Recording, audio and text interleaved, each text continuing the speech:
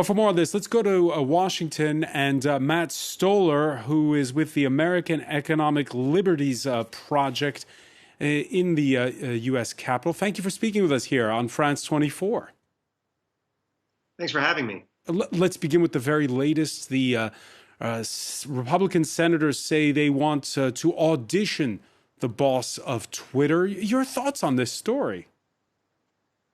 Well, last week there was the Congress, largely led by the Democrats, came out with an important report. They've been looking at large technology platforms, Google, Facebook, Amazon, and Apple for 16 months. And the report recommended aggressive moves to break up these companies and regulate their business practices, things like non-discrimination provisions that would probably prevent any sort of editorial control that Twitter or Facebook are engaging in. But the Republicans didn't endorse this report because they are cross-pressured. On the one hand, they want companies to be more favorable to them. On the other hand, they're still uncomfortable with actually having the government actually regulate large corporations.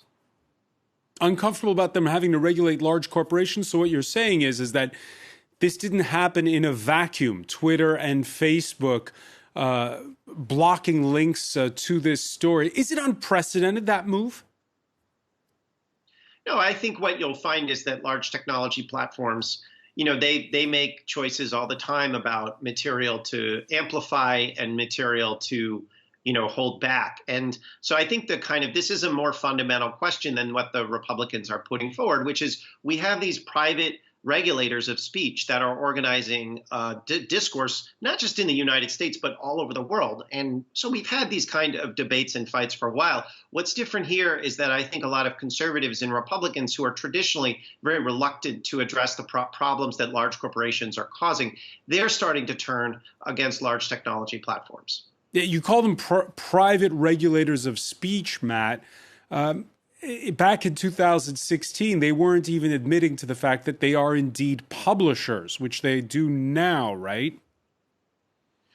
So, yeah, there's been a tremendous change in the way that these corporations see themselves. But Mark Zuckerberg, 10 years ago or so, did say, and I'm going to quote him, that Facebook is more like a government than a business. In many ways, we're really setting policies. So, these corporations have dominant market power in communications, and they use it. And when you have dominant market power, you're more like a government than a business. And so that's kind of the problem that we're dealing with.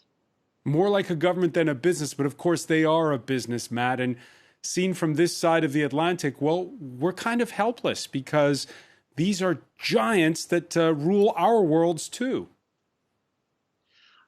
I would say that's not true. The Europeans are not helpless. Americans are not helpless. Political leaders are just afraid to govern. That's what's going on here. I mean, it's really embarrassing that European regulators have been whining about Google for 10 years and haven't done anything about it. And the same thing is true in America. So the question is not about helplessness. These guys, you could put handcuffs on these guys and force them to obey the law. You can pass new laws. It's just that policymakers are now starting to realize that they're going to have to actually do that, both in Europe and in the United States. They're going to have to do that. And we saw in the Financial Times this Thursday that France and the Netherlands are teaming up, working on antitrust legislation. I know that's your specialty, Matt. Is that the way to go? Is this about antitrust? Or is it about preserving democracy? Because they're not exactly the same thing. Right. I mean, I don't want to antitrust is a specific set of legal tools, and there are a lot of different legal tools. And we need to use all of them, not just one. So antitrust, you need it, but you also need a bunch of other stuff too. The point here is what you said, which is that this is about preserving democracy. And fundamentally, if you have one guy like Mark Zuckerberg organizing the privacy and speech platform for 3 billion people, that's not democratic. And that's the problem that we're all wrestling with. And the Republicans have some bad faith reasons they're talking about it in the way that they are. But fundamentally, this is a crisis of democracy everywhere. So getting back to that report you mentioned at the outset that was put before the U.S. House of Representatives, are we on the cusp of change or not? Yes, we are. These corporations are going to be broken up and regulated. It's happening all over the world. That House report is, it's the latest. in a series of reports that have come out from regulators all over the world, everywhere from Australia to Singapore to Israel to England to France. These guys are too powerful. Everybody knows it. There are a lot of different questions about how to regulate them or what to do, but there's going to be a lot that's going to happen to make these corporations safe for democracy.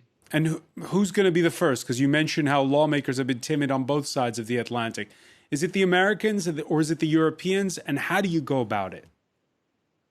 I think it's going to be the Americans because, the Europeans, it's not that people in Europe haven't done anything. I mean, you've seen Margrethe Vestager. She's put forward, she's fined Google many times. It just hasn't changed anything. And you see, there's this attempt to tax these tech platforms, which is silly because they're monopolies. So they'll just change their pricing schemes. So I just think that the sort of the European sort of obsession with bureaucracy isn't going to deliver. What you need is just to break these guys up. And I think it's more likely to come from the United States. Of course, our regulatory agencies and enforcers are incredibly corrupt right now. So it's kind of a race. And whoever gets there first, I'm there for you. But this is a crisis of democracy. So, either democracy survives or the specific business model of these guys survive. But both can't. One final question for you, Matt Stoller. We're having, at the same time over in the U.S., the homestretch of a crucial presidential election campaign and the nomination of a new Supreme Court justice. And the court right now seems to sway towards deregulation. Are you sure the answer will come from the United States? Of course, I'm not sure. It's the future. Who knows? I just think that the politics in the U.S. are changing pretty rapidly.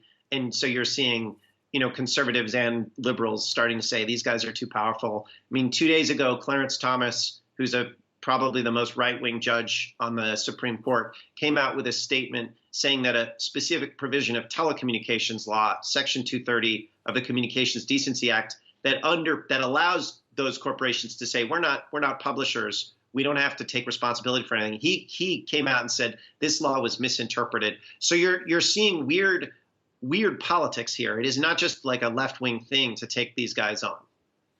All right, the times they are changing. Matt Stoller of the American Economic Liberties Project, thanks for joining us from Washington.